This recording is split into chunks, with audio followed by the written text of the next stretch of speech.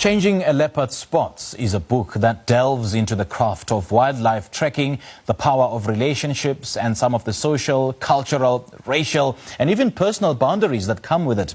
Written by Alex van den Heever and Renius Mhlongo, the two share a detailed story of the bond they've shared through their more than 2 decades journey of tracking wild animals around the world. To shed more light on this incredible journey, we joined on Skype by one of the authors, Alex van den Heever. Alex, a very good morning to you. Thanks for joining us. Welcome. Morning. Thank you very much. Thank you, Sipiwe. Why did you decide to write this book, and also why you chose the title Changing a Leopard's Spots? Well, it's been 25 years that I've had a relationship with Renius Mhlongo, and I felt that it was a unique one. Over the years, I've written various stories about our experiences and adventures, working and living together.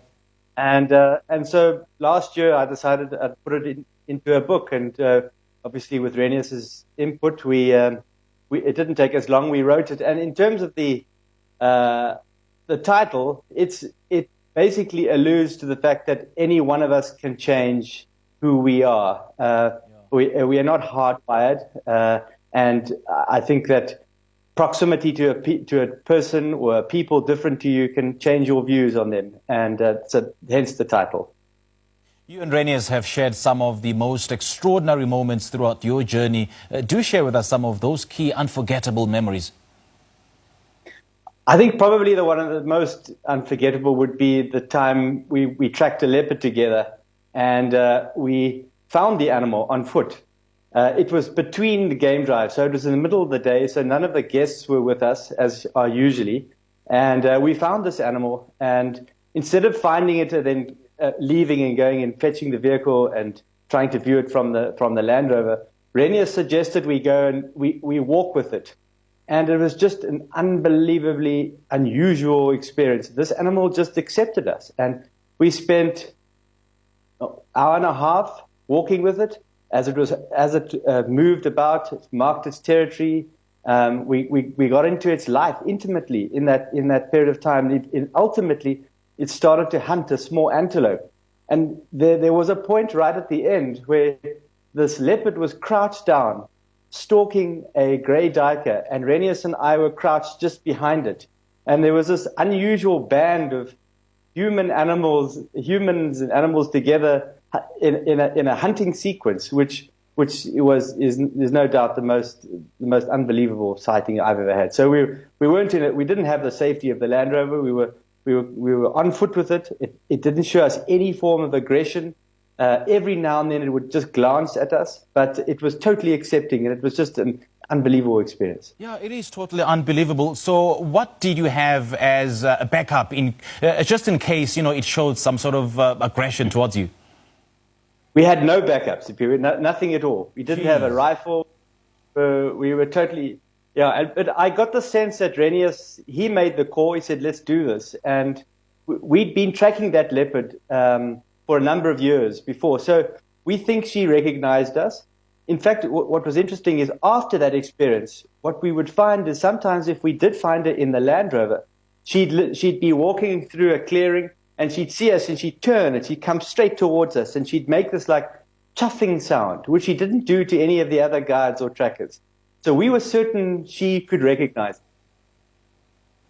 Well, in the book, you also reveal some of the challenges you faced when you met Renius. That includes, cultural differences, the language barriers. How did you guys manage to overcome that and make your relationship work all these years?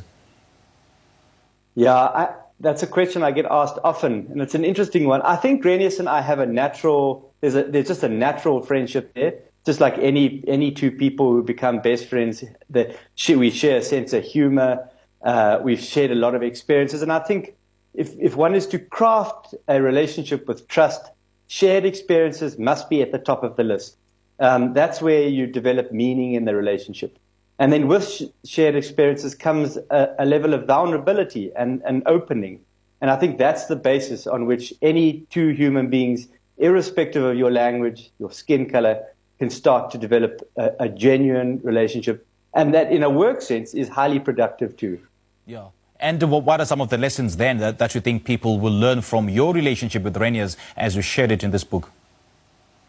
Well, I think especially people who come from diverse backgrounds, bring unusual, unique qualities to the relationship, and I think that diversity brings strength. And I'm strong in some ways, and Renius is strong in others. And as a team, we've developed that strength. And there's no leader in our team. There's no hierarchical sort of situation where he's older than me, so that he's always in charge, or I have a higher level of education. That doesn't come into it. The person who leads the leadership comes in the moment. Whoever is uniquely qualified to make the call, whether it's tracking a leopard or booking a flight or talking to people about our relationship, whoever has the skill in that moment, relevant skill, takes the lead. Let's talk about the art of trekking. What does this particular profession entail, and how does one become a wildlife trekker? I mean, you guys will go down in history as having walked alongside a leopard for 1.5 hours with no backup, with no ammunition whatsoever. Yeah, so, wildlife tracking is an indigenous African skill. Many believe it developed on the African continent thousands and thousands of years ago. We're involved with an NGO called the Tracker Academy, which aims to restore indigenous knowledge in wildlife tracking skills. And contrary to what people think, tracking is a skill just like learning to play soccer or cricket. The more, yes, some people have an aptitude for it than others, but the more you practice it, deep, effortful practice, along with good quality training, can produce trackers. And that's what Tracker Academy is doing. We train 24 guys a year, and we then deploy them in conservation jobs, ecotourism, animal monitoring, wildlife protection. And in the 11 years we've been going, some close to 90% of our tracker graduates are now in permanent conservation jobs. So that there demonstrates a genuine need for it. And I guess our agenda is to prove that the ancient art of tracking still has relevance in modern conservation efforts in Southern Africa. Well, trekking may be a skill, as you just mentioned, yes, that's fair enough. But I suppose then it's also a gamble with your life, because we can never be too sure what that particular animal's next move will be. You can never be sure on how aggressive that particular animal can be, isn't it? Yes, it's true. It's true, CP. But if you look at the statistics and the number of people walking and taking walks in Kruger National Park and game reserves throughout Southern Africa, the number of incidences are remarkably low.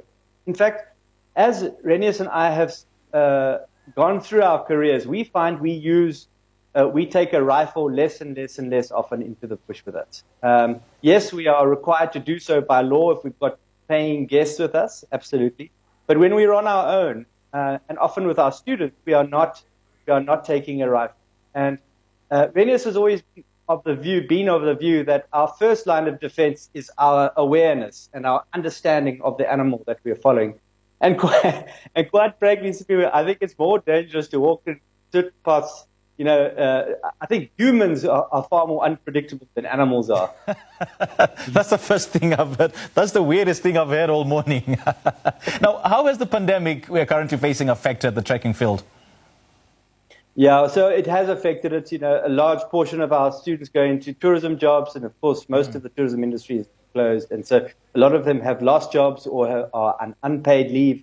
So it's had a dramatic effect.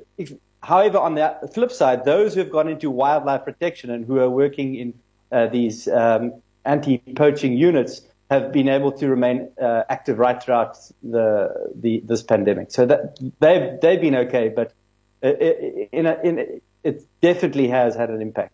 Okay, Alex, great chatting to you. We thank you for your time. Thank you, Sibu. Thank you very much for having me. Well, joining us via Skype there was Alex van den Ever, and we've been speaking about a book that he co-wrote with Renius Mhlongo titled Changing a Leopard's Spots, The Adventures of Two Wildlife Trekkers.